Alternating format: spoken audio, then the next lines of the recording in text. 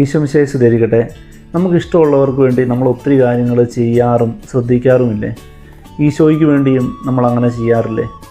ഈശോയ്ക്ക് വേണ്ടി നമ്മൾ ഏറ്റവും പ്രധാനമായി ചെയ്യാറ് ഈശോ തന്ന കൽപ്പനകൾ, ഈശോ തന്ന നിയമങ്ങൾ അനുസരിക്കുക, കൽപ്പനകൾ നമ്മുടെ ജീവിതത്തിൽ നമ്മൾ പ്രാവർത്തികമാക്കാൻ ശ്രദ്ധിക്കുക, ഇവയൊക്കെയല്ലേ? ഈശോ വിശദീകരിച്ച് തന്ന ഓരോ ചട്ടങ്ങളും നമ്മൾ ശ്രദ്ധിക്കാറുണ്ട്. ആ ചട്ടങ്ങളനുസരിച്ച് ജീവിക്കുന്നത് ഈശോയ്ക്ക് ഇഷ്ടമാണെന്നറിയുന്നത് കൊണ്ട് നമ്മളതിൽ കൂടുതൽ ശ്രദ്ധ വയ്ക്കാറുമുണ്ട്. വിശുദ്ധ മത്തായിയുടെ സുവിശേഷം 19-ാം അധ്യായം 16-ാം തിരുവചനത്തിൽ ഇവിടെ ഒരു ധനികനായ യുവാവിനെ പറ്റി വചനം പറയുകയാണ്. അദ്ദേഹം ഈശോയുടെ അടുത്ത് വന്ന് ചോദിക്കുക, ഞാൻ എന്താണ് നിത്യജീവൻ അവകാശമാക്കാൻ ചെയ്യേണ്ടത്? ഈശോ പറയുന്നു, പ്രമാണങ്ങളൊക്കെ അനുസരിച്ച് ജീവിക്കാൻ. അദ്ദേഹം അതെല്ലാം പാലിക്കുന്ന വ്യക്തിയായിരുന്നു. ഈശോ ആ മനുഷ്യനോട് പറയുകയാണ്, നീ പൂർണ്ണനാകാൻ ആഗ്രഹിക്കുന്നെങ്കിൽ നിനക്കുള്ളതെല്ലാം വിറ്റ് ദരിദ്രർക്ക് കൊടുക്കുക. പ്രിയപ്പെട്ടവരെ, നമുക്കുള്ളത് അതെന്താണെന്ന് നമ്മൾ പരിശോധിക്കുക.